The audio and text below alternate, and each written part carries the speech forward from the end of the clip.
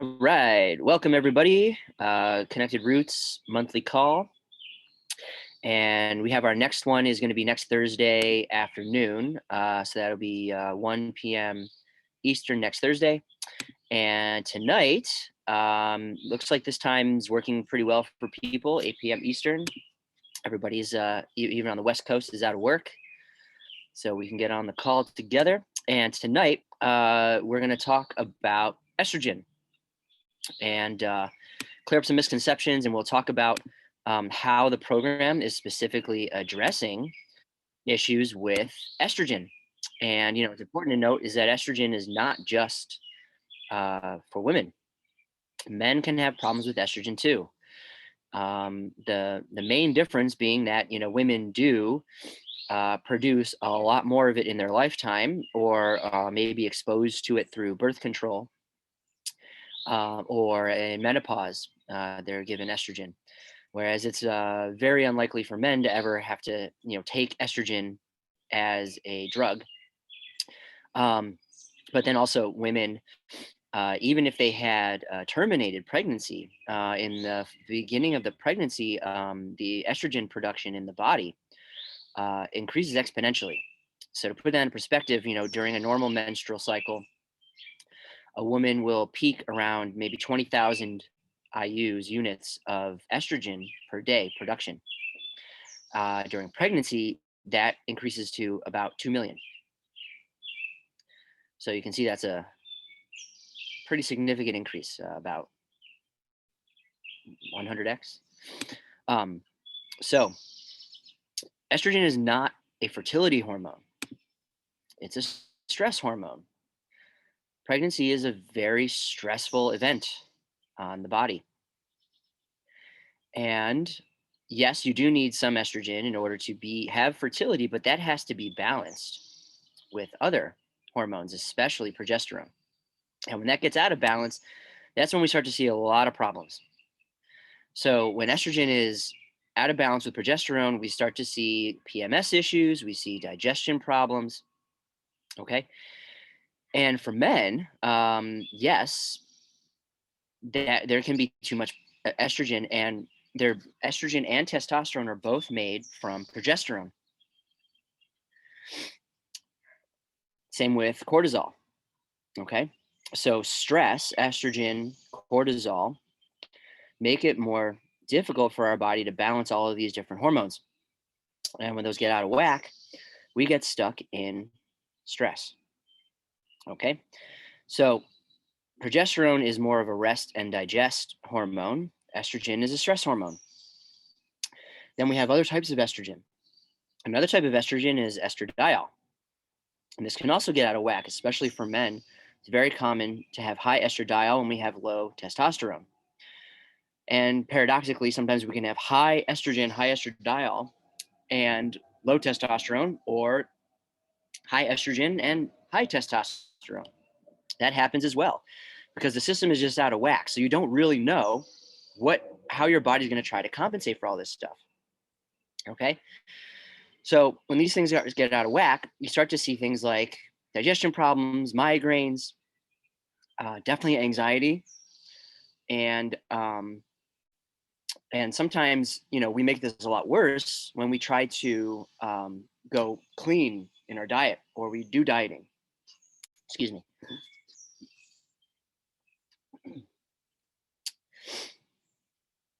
So almost everybody that was born before 1980 or 1990 has probably done some sort of diet, whether it was like Jenny Craig or Weight Watchers, or whatever Oprah was talking about doing. And a big part of that was like, oh, we got to cut out saturated fat, we got to go on low fat diets, we got to cut out sugars, we got to go on eat only fake sugars. Those all make this worse, much worse. In fact, if you have done any of those diets, it is much easier to predict that you're going to have thyroid problems, problems with menopause, and all these issues, because doing these diets for even a brief period of time can cause a cascade, like a domino effect in your metabolism. And then we start to say, oh, wow, geez, I cut out sugar and it felt like things got a little bit better. Well, you used to be able to eat sugar. So what happened? Well, your hormones got out of whack. And so when estrogen starts to accumulate in the body, it kind of creates this it's like the snowball effect. And as it starts to snowball, one of the things that happens is insulin resistance increases. And sorry, I've had this like spasm in my chest. Excuse me.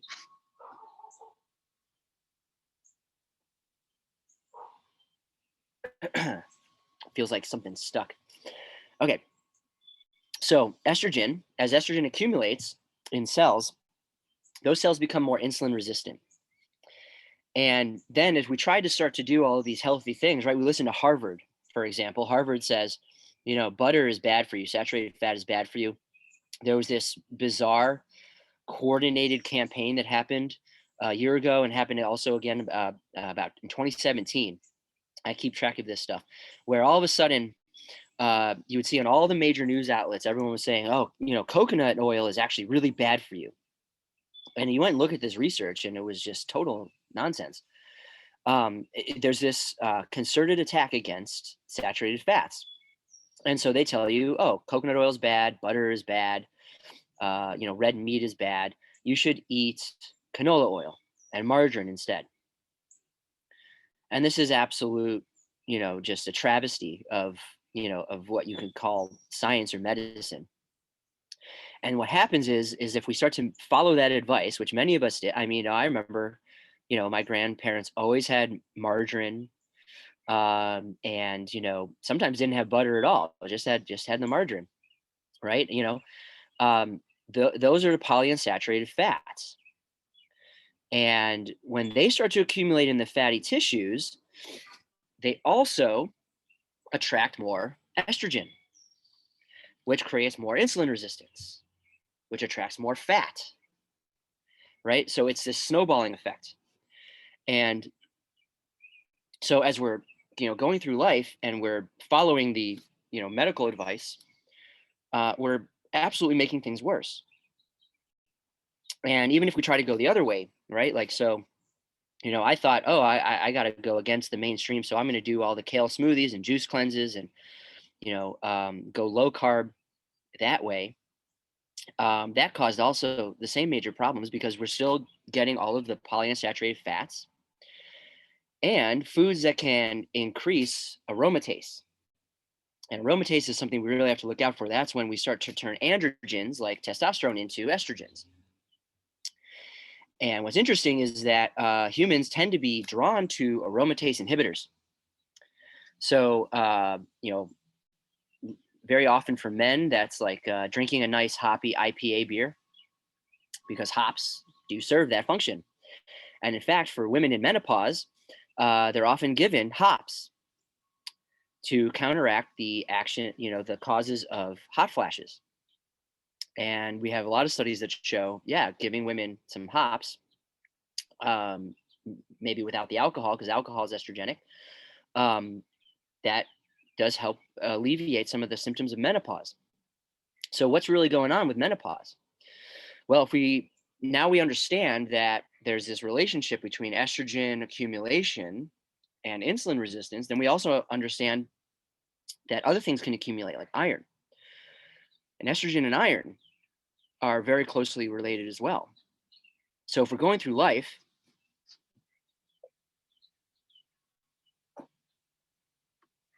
and estrogen is being accumulated, which might start as something like estrogen dominance, right? That's more often diagnosed. But if there's estrogen dominance, we're also accumulating it. And now if we couple that with things that we've done to damage our metabolism, that means we're going to have less thyroid hormone. And we need thyroid hormone T3 to tell the cells to release the estrogen. And that means that our liver is probably not going to work as well, so we can't break it down. We need to turn the more active estrogens into the less active forms like estrone that can be more easily eliminated from the body. So now, if we're also going through life and maybe we took a prenatal vitamin, maybe we were given baby formula, maybe we ate a lot of fortified foods growing up, which is pretty common. It's hard to avoid. It's been almost 100 years that they've been adding iron to flour. So pretty much anywhere you go, unless you know for sure that it's not fortified, most likely it is. Now you add to that unfiltered water, which is also high in iron, or maybe somebody told you, oh, you should drink, spring water like Avion or Poland Spring, also high in iron. And maybe cook with the cast iron pan, more iron. And I know, like, my dad was still eating Cheerios up until very recently, fortified with iron. All of that iron requires your body to increase estrogen, because estrogen has to increase whenever iron becomes too high in the body. And what else causes iron to become too high? Inflammation. So if we're doing things to ourselves, we're not treating our bodies well, we have inflammation from any number of reasons, that's also going to be driving up estrogen. Because again, estrogen is not a fertility hormone. It is a Stress stress. hormone. That's what I was like saying it on mute. Stress hormone. Yeah. I saw several people mouthing it, so I would confirm it's a stress hormone. And two of the major dietary stressors are iron, wrong forms of iron, and then lacking the things that we need to properly metabolize the iron. That causes stress. And if you've been paying attention, we talked about the connection between excess iron accumulation, and chronic infection, right? So this is all part of that snowballing effect. So if we're going down that road and we start to say, oh, now it looks like sugar is bad. Oh, now it looks like my digestion is weak, so maybe now it looks like gluten is bad. I shouldn't eat gluten. But really, it's probably just the fact that we were eating fortified gluten, right? Or gluten that has been contaminated with glyphosate that's affecting our metabolism of an amino acid called glycine. That's also very important. And we'll be able to touch more on that in another call. That's a whole nother can of worms. But you can see then, the next thing is to say, oh, well, saturated fats are bad, so I'll drink only skim milk, right? They take the fat out. Well, by law, skim milk has to be fortified with vitamin D. And most of it's also fortified with vitamin A. So if we're in the situation where thyroid's not working well, high stress hormones, liver is backed up, and we're consuming lots of PUFAs, especially omega-3, in that situation, omega-3 and vitamin A become highly toxic. That will poison our eyes. And if you want evidence of that, I'm living proof. I was given Accutane around age 12 and was eating a high PUFA diet, lots of canola oil and soybean oil and just, eating fast food and everything else. And shortly after I went on Accutane, I needed glasses. I just remember walking into class one day and being like, huh, I can't see the board. And I used to love sitting in the back. It was just like literally like overnight. And that's exactly what was happening. My body was having its hormones ravaged. And the combination of all of these things led to something that can be otherwise fairly benign. Vitamin A is not necessarily toxic in itself if our body can process it, manage it, and then it has its purposes. But it's very easy to create the conditions that becomes very toxic. And then we start to let me pin my video. And then we start to conflate all of these things as being bad when we've while we continue to expose ourselves to the real culprits. And so, the healthier I tried to eat, the more I, was eating, salmon instead of red meat, right? Or instead of chicken. And salmon is extremely high in omega-3s and beta carotenes. And now, we start to, they say, oh, you got to eat, eat the rainbow, eat all your colorful veggies. So we try to get healthier, and we eat more of these high carotenoid veggies. We switch out our white potatoes for the orange sweet potatoes, right? And the list goes on and on. And those directly shut down our thyroid function. So then this problem is snowballing the healthier we try to eat. And then eventually people get fed up and they go, well, I tried that diet. I tried to eat healthy, and, it actually made me worse. So screw it. They put me on medication, right? And we can avoid this. We can very simply start reverting back to diet and lifestyle that more closely emulates what humans would have been doing when our food systems were more localized, more decentralized. Because it was starting in the 1930s with industrialization of the food system that polyunsaturated fats started to become such a cheap commodity. We were able to add them to foods to make them more unctuous, fattier, to make them more addictive, and they were a lot cheaper than using animal fats.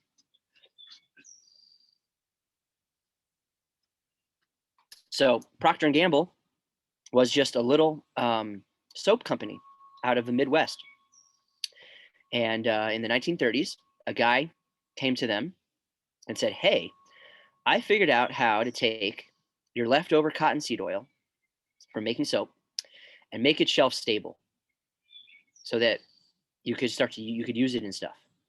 And that was how Crisco was invented. And so literally, Crisco and this entire epidemic of polyunsaturated fats was started because this soap company had all of this cottonseed oil waste that it figured out how to sell to people. And right around that time, they did a radio contest. And they took the profits from that radio contest and they donated it to the then unknown American Heart Association. And with that money, the American Heart Association became one of the leading authorities on heart health and nutrition in the world. But who do they work for? The guys selling hydrogenated cottonseed oil. So you can see that it was pretty easy for them to design and manipulate research to convince people that hydrogenated vegetable oils were healthier than the butter you could get from your own cow. So the human diet suddenly began to pivot and become dependent on what could only be produced at an industrial scale. You cannot produce cottonseed oil, canola oil, soybean oil, all of these quote unquote vegetable oils without going to an industrial scale. So the American Heart Association was literally funded by Crisco. That's how it started. And if you look at who funds them today, it's the same corporate interests. Okay. And this is a big part of why you have Harvard still telling people that canola oil is healthier for your heart than butter. About a month ago, Harvard released their updated, what should a healthy diet look like? And they posted it on Instagram. And it got so many people saying this is the worst advice you could ever give, and just mocking it, ripping it apart. They had to turn off all of the comments.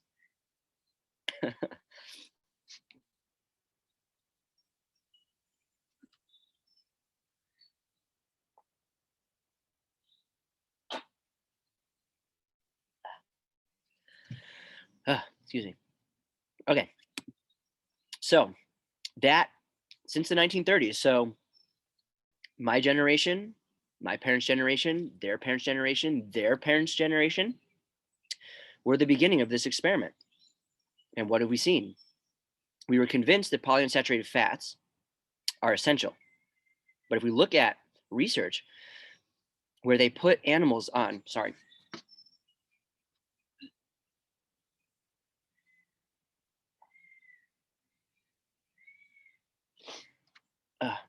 and it's just like this gag reflex. When they put animals on diets completely deficient in essential fatty acids, one of the first things that happens is they reverse metabolic disorders. So their metabolism increases. They get healthier. Their body's able to fight off infection better, heal injuries better, digest better, reproduce better. Everything improves. And yet, they continue to try to convince us that these polyunsaturated fats are essential. Yet, very clearly, research shows when you eliminate them, these animals get healthier.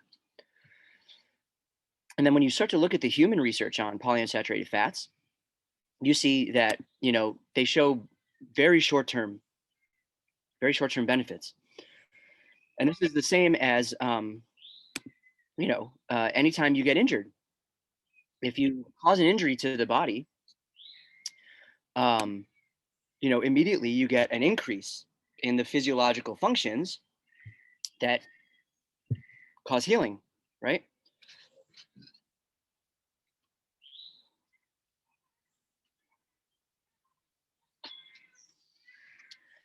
So short term, they're able to say, oh, look, all this stuff improved. But no long-term studies ever show that. And one that was very recently done, I'm going to pull it up here.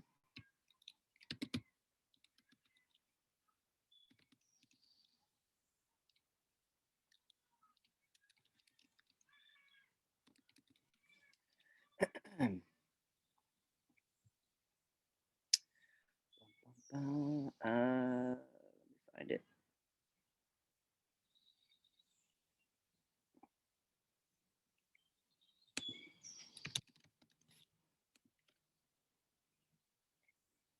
Oh, here it is.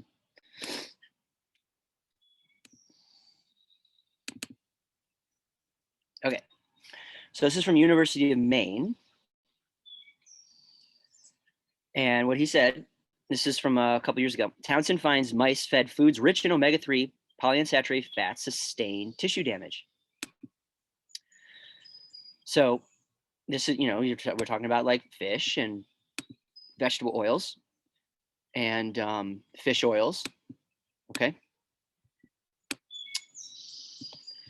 And what you can see here is that, it has a direct effect on serotonin. And serotonin is also a stress hormone. So we've also been taught, oh, well, if you're depressed, it's because, low testosterone or low serotonin.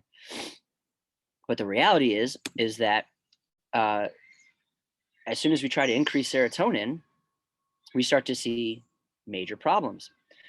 And some of those major problems is that we inhibit healing, right?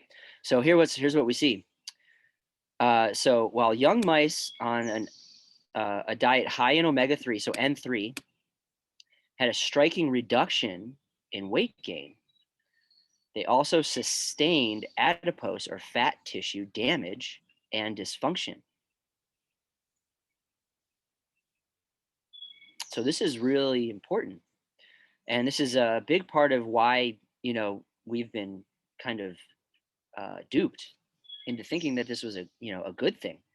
Because when people go on a diet where they give up the saturated fats and they consume more of the omega-3s, right? They say, oh, go on the Mediterranean diet, go on a vegan diet. They lose weight, but they get tissue damage and dysfunction. And part of that dysfunction is estrogen accumulation, iron accumulation, and metabolic dysfunction. So the longer you go in that direction, the fatter and sicker you get. Okay. And this is without even going into, talking about peroxidation and all those other things that happen with this process. All right. So, oops.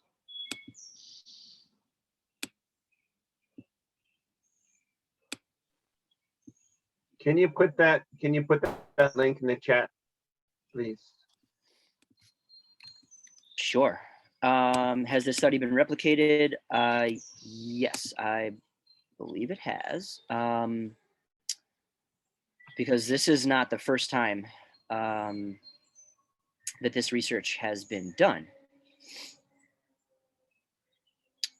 And let's see. Here's the actual study. And I mean, this is just one example. I'm putting together a much more thorough, essentially a article, research paper about this topic. One of which is that, like, even with humans, they did a study where they fed women higher amounts of omega-3 in their diet, and checked blood levels for certain nutrients, and what they found was is that it caused iron dysregulation, and it dramatically depleted their vitamin E and glutathione levels, right? So this goes back to lipid peroxidation. So this is the actual diet, or the actual study. All right. And here they have 4 citing articles that they list here. But yeah, there's tons of this. All right. So just to bring it all back around full circle, right? This was one of the main triggers of why, chronic illness, chronic disease in the modern world has just continued to grow exponentially. We have fortified foods. We have this emphasis on polyunsaturated fats. And then everything else that we're doing that's making this problem worse, right? Because it's so easy to confound the real problems with the symptoms.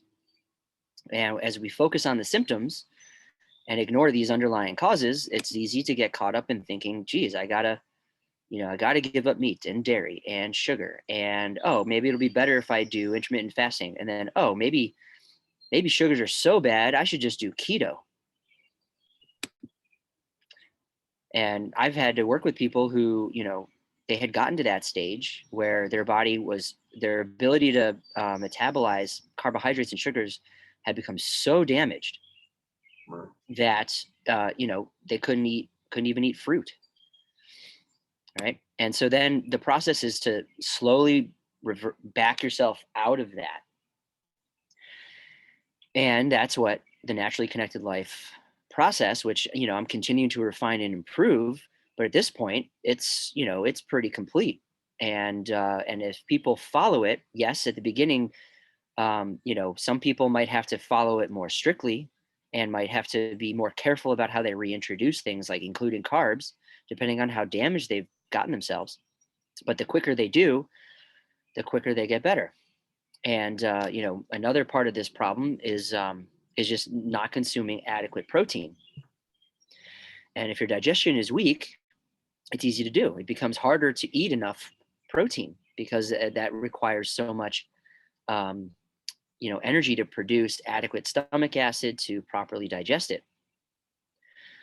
So when I work with some people who have such damaged digestion, whether it's they have ulcers or colitis, Crohn's, all that kind of stuff, whatever the itis is, that's just chronic inflammation because the digestion is so weak. And as soon as we start reintroducing, we just start very simple: sugar, very basically pre-digested proteins, right, like collagen powders, and very quickly we're able to restore that digestive health and get that person eating. And then as we do so, the stress hormones reduce, inflammation reduces, T3 increases, and then the body starts to clean up the mess. And so we have to realize too is that healing is not linear, right? So as we focus on the foundation of healing and getting things like digestion working better, okay, well, now you're going to open up Pandora's box, and the body's got to clean up the mess that it's been kind of sweeping under the rug for years or maybe even decades. And when that happens, things start to get a little bit messy.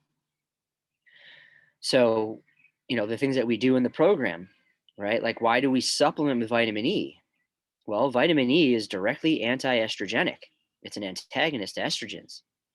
So as these start to get released from tissues, that's one of the easiest things that we can do to reduce some of the discomfort and symptoms that we might experience as that process is going on. Why do we supplement niacinamide? Well, because niacinamide is needed by the liver to process stored fats and stored toxins like aldehydes and peroxides from oxidized rancid polyunsaturated fats. And why do we use the vitamin K? Well, because as we're going through this process, right, why is menopause so closely associated with osteoporosis and bone loss? Well, that has to do with iron. And when iron accumulation is happening, because estrogen is high, essentially we're cramming iron into the osteoclasts in the bones. And that causes the bones to start to become brittle and weakened. So it all comes around full circle. And as soon as we start reversing this, then we start to see improvements in all of these areas. And then, part of what I've really started to see is that even though somebody might come to me with a specific diagnosis, it all fits into the umbrella. Unless somebody had, like an infectious disease or something, congenital defects or things like that, almost every chronic disease somehow fits under this umbrella. It might require a slightly unique approach in terms of where we start, but if you improve somebody's metabolic health, you improve their digestive health, you reduce their stress, their cortisol, and you rebalance their hormones and their endocrine system, almost anything that's going to show up is going to start to improve. And that's probably one of the hardest things, is for people to kind of let go of, oh, well, I'm this diagnosis, so how could this, actually help me? But the reality is that your underlying biochemistry is the same as everybody else sitting on this Zoom call and everybody else, whether they're healthy or they're not. And our genes just have predisposition towards how we exhibit or manifest disease state. But underlying that is the same biochemistry, the same physiological needs. And that's why if we look at people's cultures that are still living in those traditional ways, we look at like the Maasai tribes or the traditional peoples of Mongolia, and you can name, there's many other examples. They're eating very similar to phase 1 diet. They have a very simple white starchy root vegetable that's typically a staple of their diet. They might have a grain, some sort of grain, and then they eat lots of meat and dairy, and then whatever they can find opportunistically, fruits, right? And then they have traditional methods to prepare and preserve those things. So yes, we do want to enjoy some variety, right? And some of the benefits of being a modern human is that, yes, we don't just have to literally eat, just smoked meat and potatoes. We can have a little bit more variety. But until your body is working the way that you really want it, you got to simplify, give your body time to go through, because, and I see this often where people are like, yeah, I've been following the program for like 6 months, a year. I've had people doing this now almost 3 years, like I have. And they go, and I thought everything was working great. And then all of a sudden I had, this flare up, and, they start to freak out. Oh my gosh, it's not working. I'm going to get, everything's coming back. It's all, it's not working, it's all failing. And then, if I can talk them back from the ledge and they can persevere And, most likely if they've been going that long, they've gotten a little bit lax with the program. So my reminder is to get back, be a little bit more diligent, simplify things, get back on the vitamin E and the supplements, and make sure that you're taking care of yourself. And sure enough, they get through that. And on the other side, things are even better. And they thought they were already as good as they could get. Right. So my reminder here is that, especially when it comes to healing estrogen, right? You want to lose weight? Well, then you got to deal with the estrogen. So don't rush. Give your body time. Focus on what is getting better. Oh, my digestion is better. Oh, my energy levels, my sleep. My chronic headaches went away. Oh, my joint pain is better, right? If those things are getting better, everything is getting better. Even if the most important thing for you, which might be like the stubborn belly fat, hasn't gotten better yet, it will. But give your body time. And what do you need to do? You need to incorporate healthy lifestyle changes. Be more active. Do the weight resistance workouts. Get resistance bands, get a kettlebell, run up and down the stairs. Whatever you need to do to challenge your body with weights, right?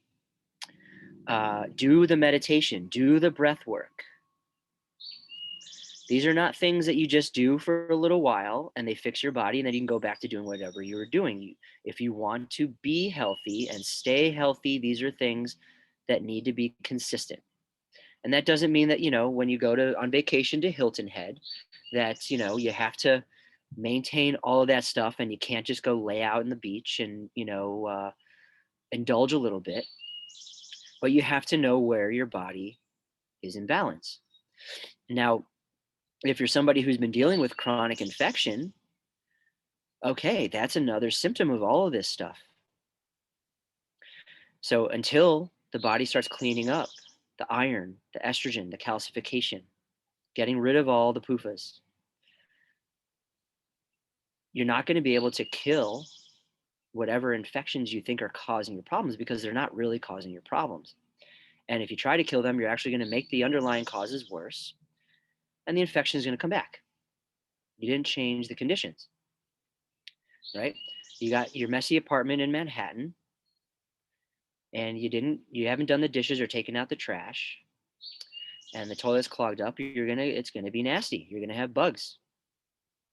So yeah, you can call the exterminator, but the exterminator is not going to clean up the mess. He's just going to dump poison on it. So now you have a poisoned mess. Sure, the bugs might go away for a little bit, but guess what? They persevere a lot longer than the poisons do.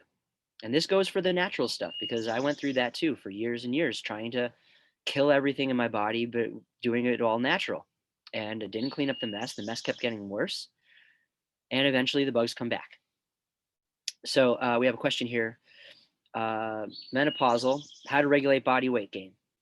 Yep. Eat carbs. Yep. Excluding them will, if you can starve yourself, to get the weight off. Yeah. But remember what we're doing is increasing stress on the body and slowing down metabolism. So now it's a war of attrition where, you're slowing down metabolism enough to eventually start reducing body fat, but you've shut down everything else. So digestion gets slower, your immune system gets slower, everything gets slower, just so you can lose some weight before your body's ready. So again, it's, especially at the beginning, if that has been part of your process in the past to try to stay in shape, you're going to have to, kind of accept the fact that, yeah, at the beginning, you're either not going to lose weight or you might even gain a little bit.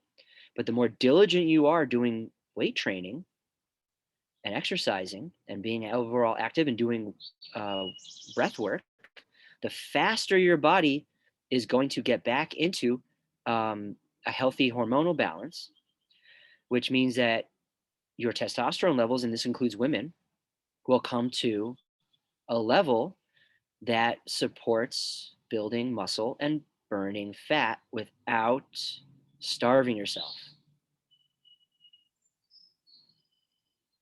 That takes time. And if you're already menopausal in your 40s, your 50s, maybe your 60s, it's going to take longer than somebody who's in their 20s or 30s. It's just the facts of life. But if you're starting to already see other benefits, focus on those. Focus on the fact that you have energy to work out and do all this other stuff, and put it to good use. All right. Any other questions?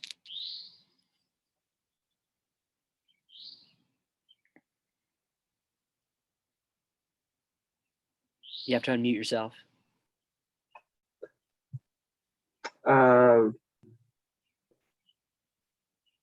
I'm just thinking, yeah, it's like I go down and see my parents, and my dad's like, he's way overweight, and so, it's like, and they sometimes, they don't think, it's, I tell him like, oh, I'm trying to tell him like, no, you've got to eat. Because if you're not eating, and you eat just like a peanut butter jelly sandwich for lunch, it might be really easy, but yeah. Well, and his body's stuck in starvation mode. Okay, this is why you look at people that are overweight and unhealthy. Their bodies are actually starving. Okay, insulin resistance is starvation. You can't get sugar into the cells, so the body just stores it as fat. Okay, and then the body has to do lipolysis to get energy, to get blood sugar. Okay, and lipolysis is breaking down these fats to create glucose, but you also create free fatty acids, which are extremely toxic. All right, and the food system, the way it is designed to cause that. We just had a baby.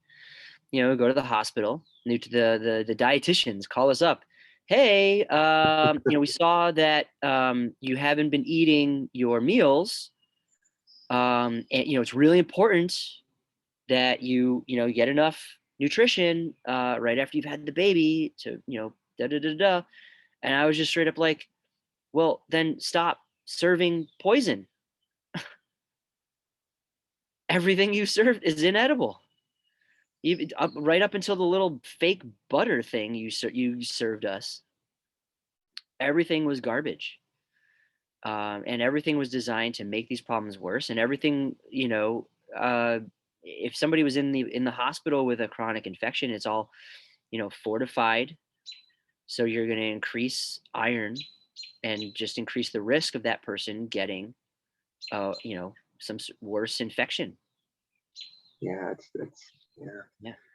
So my mom she's dealing with like dementia or Alzheimer's, and then her vision is not so great. And so yeah, omega-3s and vitamin A, and right. yeah, you get macular degeneration, plus lack of oxygen, right? So I mean, that's topics I talk about in the course, right? How CO2 and oxygen, CO2 tolerance, and all that stuff plays into it. Because literally, macular degeneration is like cooking an egg, right? When the egg white goes from clear to white, right? That's macular degeneration. That's cataracts, and that's lack of oxygen in the presence of heat, sunlight, and the eyes cooking. So I mean, so she has a little bit of a problem eating. And I'm like, when I eat with them, I see her pushing her into food. And well, if I was working with somebody who's more advanced in disease, degeneration, age, yeah, you probably can't do this all at once. right? But there's aspects of this process, like incorporating more of the liquids, broth, collagen, orange juice, right? So yeah, so I'm just thinking simple things. So if I, hmm, and they're gonna have soon I'll have an aid there, so maybe I can help, mhm. you know, Yeah, and like, and the aid will help me to incorporate some of these things in her diet, so I can. So simple things would be like having her drink like collagen. I mean, I'll yeah. put that in either water and as much as I can, maybe. Um, Put it in whatever she'll drink. Put it in if she drinks coffee. Put it in her coffee. Put it in her orange juice, tea, whatever. mhm. Right. So, but yeah, I mean, it depends on what kind of 70s the person is experiencing. If it's one of advanced disease, which again comes back to estrogen, iron, calcification, um, all of the same underlying issues, right? We're just catching it earlier. If somebody is more advanced, Yeah, yeah, then you just want to do the best you can palliative wise, right? So maybe just put vitamin E, add vitamin E to their food if they can't swallow that big pill. Just put vitamin E on stuff that they eat. They, it really, if somebody is that far along, it's really more like palliative in terms of making these types of changes. I mean, And like I it don't argue with my could grandmother if be. she wants to keep Kit Kats in her freezer. Like it's fine. Do what you want to do, and because she does some other things, and she feels the difference. Mhm. Um, She's she's starting to take the collagen now and she loves it. yeah, She's feeling she's all of a sudden she's playing mahjong, canasta, bridge, yeah, bingo. She's like got all this energy now that she didn't have before. It's yeah. great. Because as we get older and our metabolism gets weaker, and it's harder to digest protein and meat. So you very quickly become protein deficient, and then that leads to muscle loss Hmm. Yeah. and swelling, and all kinds Hmm. of stuff, right? And if you get the collagen into them, make them gummies, right? Maybe you can teach their aide how to make the gelatin gummies, and if they just get in the habit of eating those, things will work better. By Yeah, I then, think she would eat a lot. Because like she says she's like hungry like all the time, and her energy isn't that great, yeah. and she's really having a hard time sleeping. So So yeah, so this, great question. Like, where do you start, right? Everybody's got to start where they're at, right? So you just do what you can, right? And so so if somebody's not as self-reliant, then okay, what can you do? What can fit into the context of their life that will change course even 1 degree, right? yeah. Because if they So have another 10 years, even if they just have another 5 years, if you move the needle in 1 degree, you can make that 5 years a lot more comfortable. yeah, that's what I yeah. Yeah. So you said the gummies. I'll look for the recipe on there. Mhm. And the collagen, and what in terms of like, so then protein would be kind of like the most Yeah, protein. important. Yeah, protein. Like that's why if you look at the liquid diet for some people, it's pretty rare that we have to use that. But this is a good way to supplement an otherwise not ideal diet, is to use those liquids. So what do you Ah, think? What do you think is the most make protein soup rich of the liquids? for Would somebody be whose digestion sucks. Broth.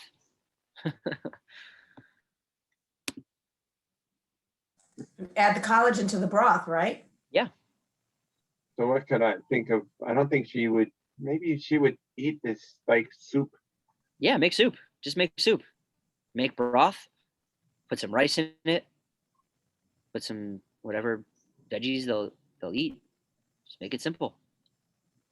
And I could say, I could teach, I mean, because these African kind of, that's where most they come from, these aids are, are Well, you have pretty to make sure adept that they're cooking. willing to like cook and do that, kind of stuff. But if they are, you just tell them what you want and then make sure they have what they need.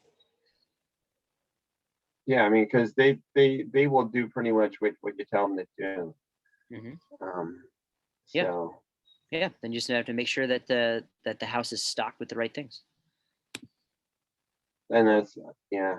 Order it off Okay. Amazon for them.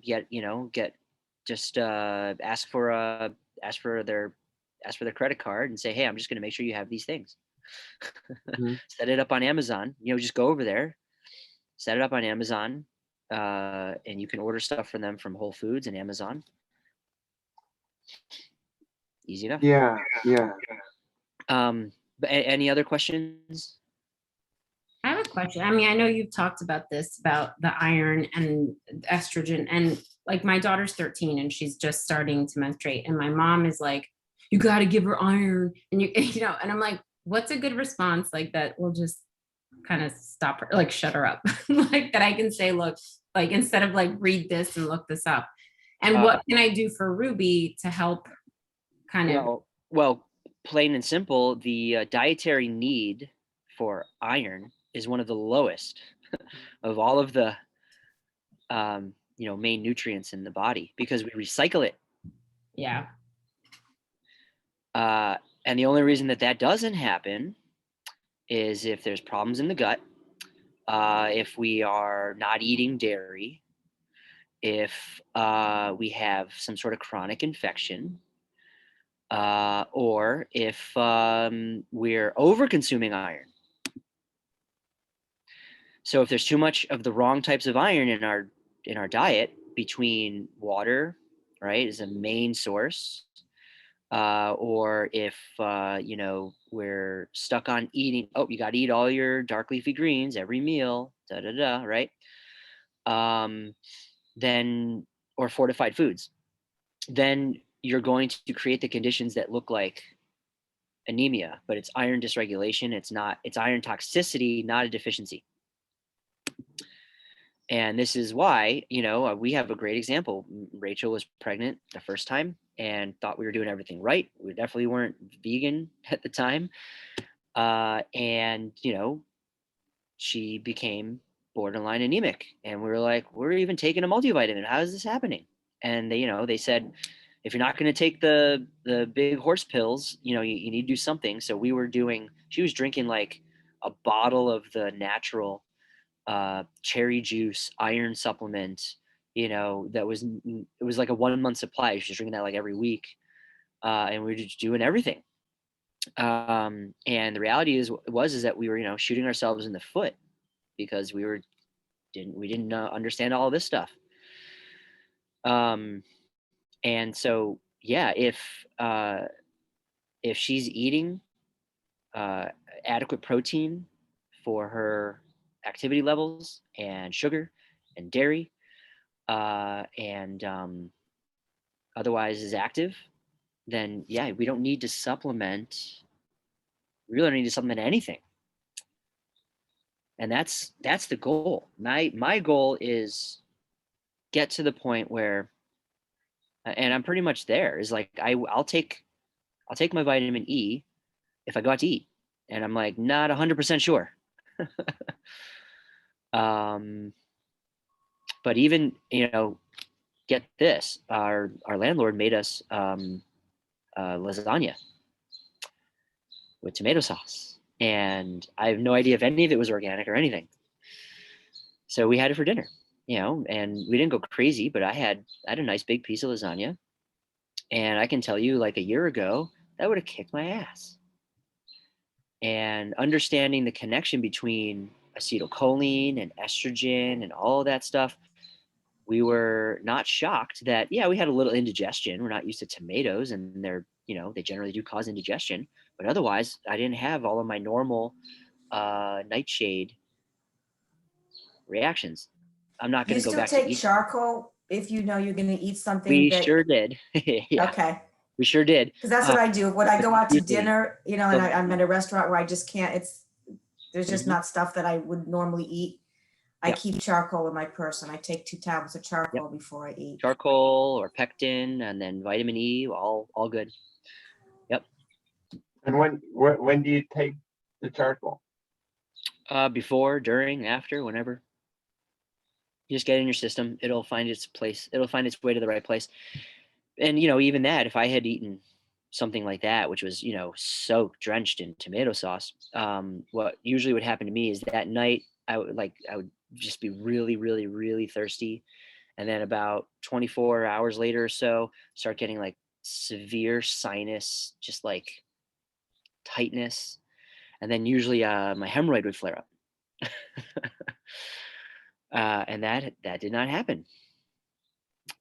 And it goes back to how acetylcholine and estrogen are interrelated, and how they all relate to histamine, and then again to the iron. And it's just amazing how complex everything seems, but we can really just simplify things. It doesn't have to be so complicated. We don't have to understand all these different relationships, but it helps to, if you really want to understand why these things happen, great.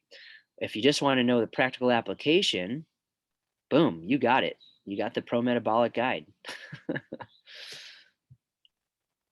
So I have a question. Hmm. What about like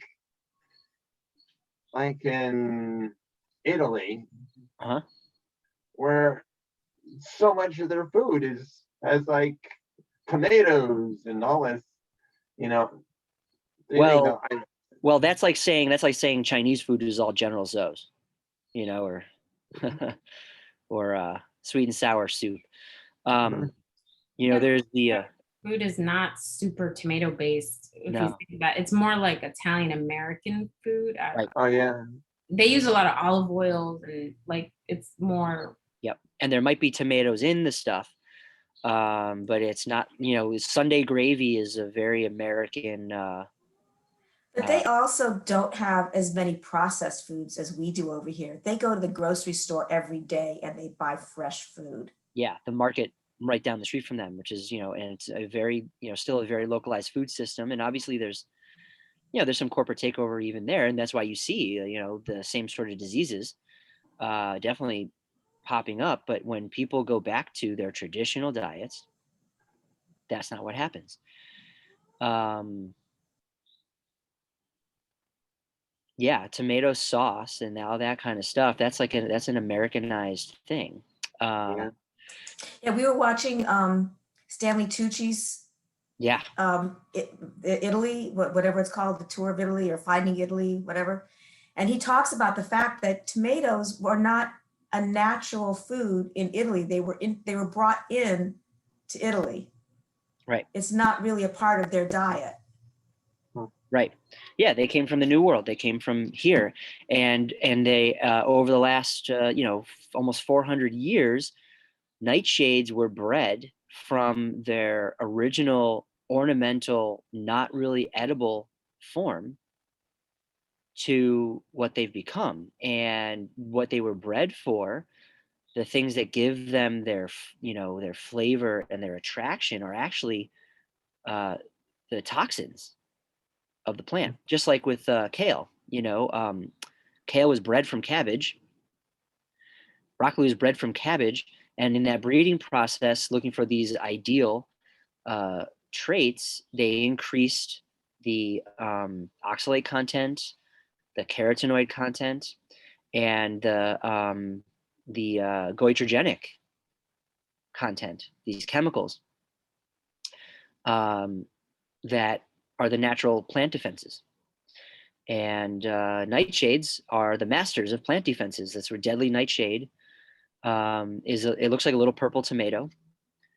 And, if a small child ate one or two, they'd be in the hospital. And it's the same chemicals. They're just much stronger concentrated in the deadly nightshade plant. But it's very closely related to tomatoes and peppers and eggplants. And yes, potato plants too, but we're eating in the potato, we're eating the tuber. and those chemicals are concentrated in the skin. And unless the potato is exposed to a lot of light and starts sprouting and turns green, good to go. And then even theoretically with tomatoes, so why might we get away with tomato sauce a little bit better than eating like a hot pepper or eating a fresh tomato? Is because the tomatoes are skinned and strained, right? They're put through a tomato mill, and it's just the flesh that's separated, and that has the lowest concentration of those chemicals. It's mostly in the skin and the seeds. So that might make it easier to get away with those things. Unlike eggplant, nope, can't get away from it. Peppers, can't really get away from it. Goji berries, can't really get away from it. But as you get better and you're able to tolerate, your body's able to recover from an elevated acetylcholine level from eating nightshades, you can probably reincorporate tomato sauce in some small amount. Yeah. I like a good pizza every once in a while. Yep, so do I. And I know that if it's a really good one that's not on fortified bread, right? And has, minimal amount of sauce, plenty of cheese, whatever else, or a white pizza, good to go. Justin, you have a question? Yeah, I do. Yeah. What's this charcoal or pectin you were talking about? So these are good things that you can just have in your kind of in your arsenal, in your medicine cabinet, so that if you have some digestive distress or unwittingly consume something toxic, even right, like if you go to the or you call the paramedics and you say, oh, I just drank a bottle of whatever, they'll either make you vomit or they'll give you charcoal, right? So charcoal, it's not something I recommend to take on a regular basis, but it's good to have around in case you're like, hey, I'm gonna go booze it up with my buddies tonight. All right, I'll take a little charcoal. Or oops, my mother-in-law made her famous Sunday gravy with peppers and pork sausage and canola oil and everything else, right? All right. Rather than, I'd rather have a good relationship with my mother-in-law than than and just have to suffer a couple of nights of gastric distress. So I'll take the charcoal, right? So those are things you can have. Yeah, you can get them at Whole Foods. I'm sorry. Yeah. Okay.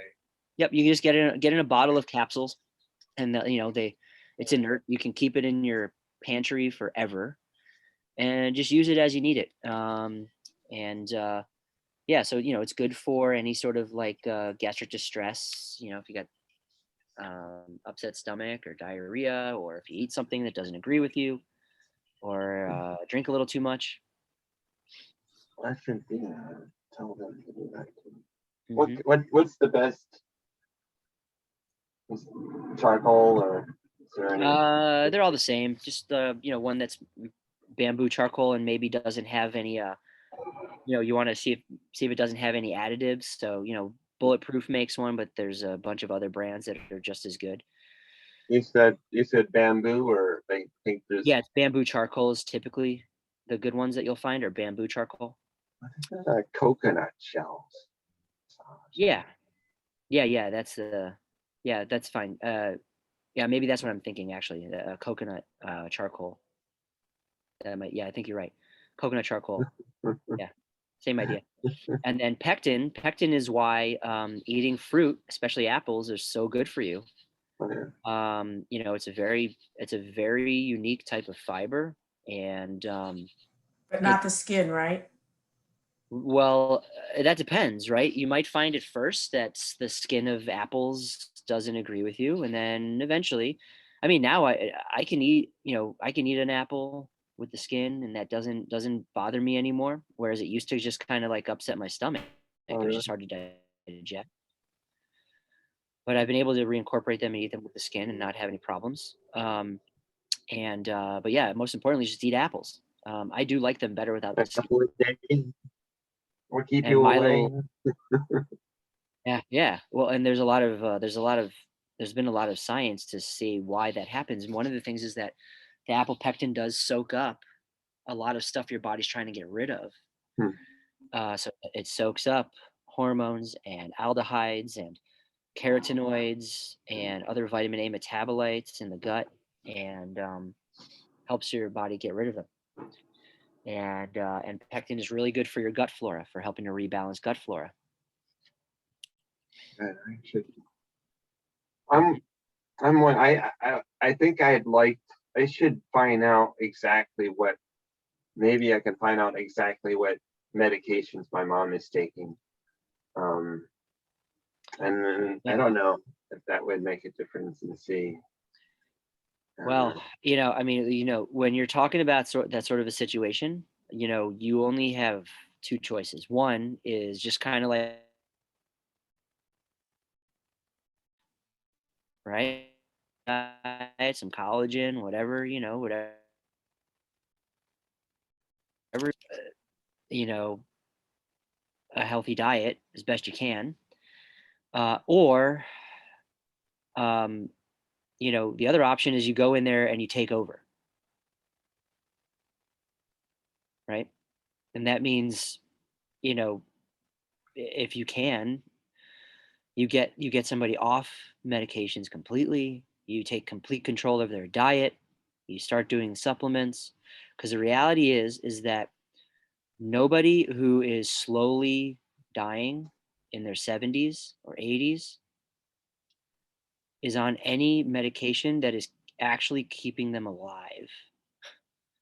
Okay, it's just suppressing certain symptoms and dragging out the whole process, right? So obviously this is not medical advice, but if I was in that situation and I had the ability, that would be the option, to go there, take over, and do everything and make sure it actually happens.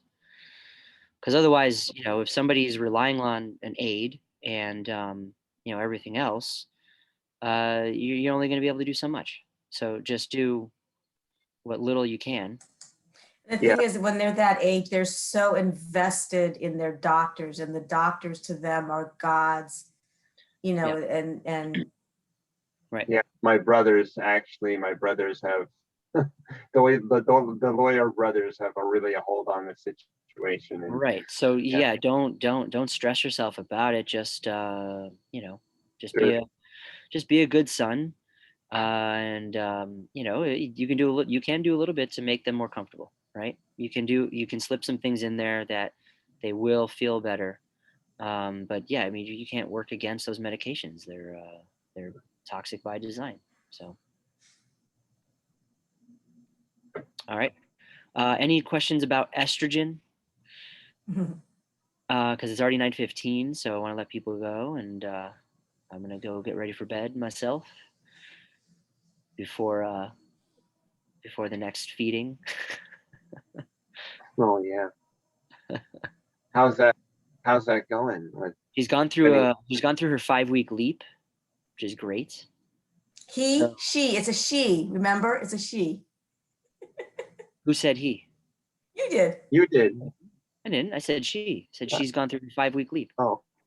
Sounded like he to us. Oh, maybe I cut out. I said she's just gone through her 5-week leap, so she's finally like present and like aware, which is great. And we were able to, she's not just a baby koala anymore, so we can put her in the car seat without her just screaming her head off. Oh, good. Yeah, we can put her down. Like today, she spent a good chunk of the day while she was awake laying on the lambskin with her little mobile thing above her, and she was like laughing and aware of it, and like she would accidentally hit it. Right, she's not in control of her arms or anything like, so she would just kind of flick her arm, and it would hit it, and she'd be like, oh. I can do that. Wow. Yeah, and then and she's started to react, like when you like go, you come up to her, hi, And she goes, oh, We need some FaceTime, Eric. yeah, of course. We can do a little bit tomorrow. Okay. I got a question about apple pectin versus citrus pectin. Yeah, they don't do the same thing. Citrus pectin gets absorbed and is good for like clearing heavy metals out of the blood, but it does nothing for your gut. And I really, I've used it before. I've used it with people, except in like really extreme, heavy metal poisoning. I don't think it's necessary, right? If we're addressing the iron copper issue, we're improving metallothionein, and we're letting our body do the work that it needs to do. We don't have to do anything for our bodies. That's a major part of this process is learning to trust our bodies, let it do what it's going to do, and keep us healthy.